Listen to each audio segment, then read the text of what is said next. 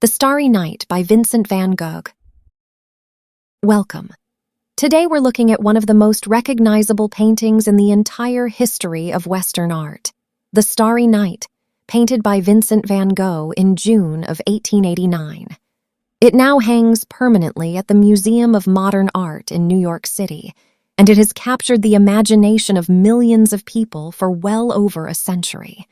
But to truly understand this painting, we first need to understand the man who created it.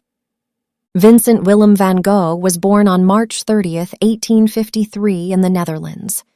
His life was marked by extraordinary passion and extraordinary suffering in equal measure. He worked as an art dealer, a teacher, and even a lay preacher before he finally committed himself to painting in his late 20s.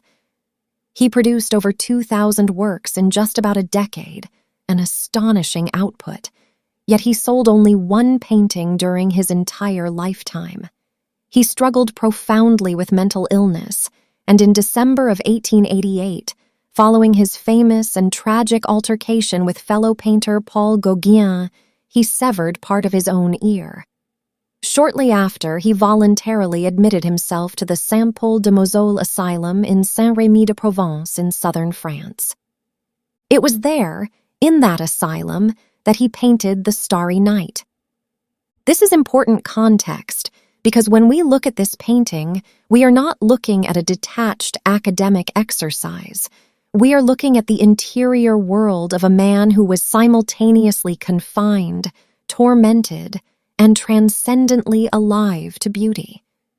Now let us look at the painting itself. The canvas is dominated by a deep, swirling night sky that takes up roughly 2/3 of the composition. Van Gogh uses bold, rhythmic brushstrokes, thick, energetic curves of blue, indigo, and white to render the sky as something almost alive. The clouds and winds do not simply drift, they churn and spiral in great turbulent eddies, as if the atmosphere itself is breathing. At the upper right, a brilliant crescent moon radiates golden light, surrounded by a halo of yellow and white. Across the sky, 11 stars burn with fierce, pulsating halos of their own, each one rendered as a swirling vortex of light. This treatment of light is central to understanding Van Gogh's genius. He does not paint light as a physicist might describe it.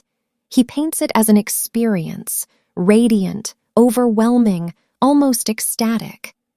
Some art historians have suggested that this visual effect may actually reflect the halos and starbursts that people with certain eye conditions perceive around light sources, a phenomenon Van Gogh may have experienced himself, possibly exacerbated by the medications he was given at the asylum. On the left side of the canvas stands a towering cypress tree, dark and flame-shaped, reaching upward like a dark tongue of fire.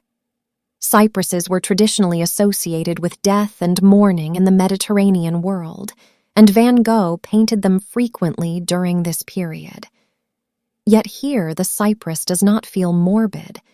It feels like a bridge, a vertical axis connecting the earth below to the tumultuous sky above.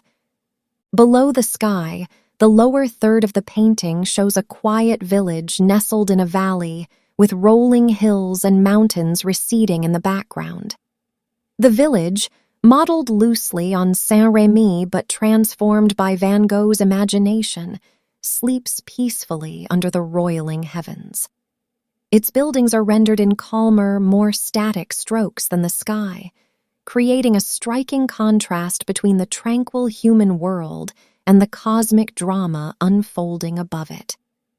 At the center of the village rises a church steeple, unmistakably Northern European in style, a detail that suggests Van Gogh was not painting what he saw from his asylum window, but rather a composite landscape shaped by memory, emotion, and vision.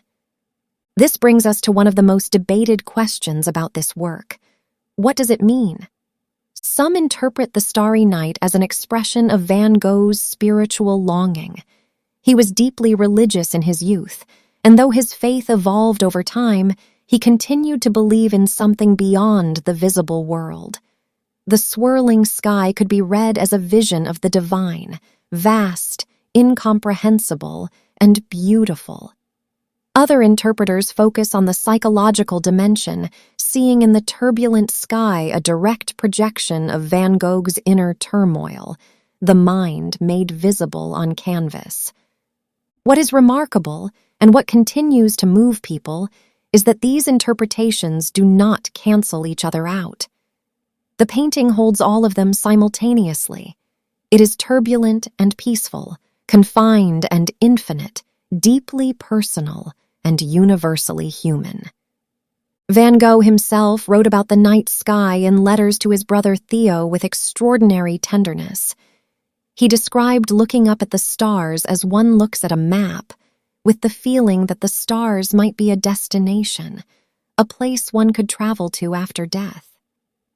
He died just over a year after painting this work, on July 29, 1890, at the age of 37, from a gunshot wound, likely self-inflicted.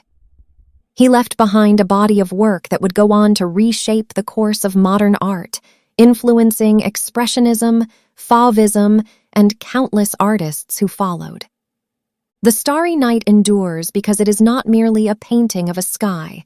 It is the record of a human being looking up into the darkness and finding something luminous there, something worth reaching for. And in that act, Van Gogh reaches us still,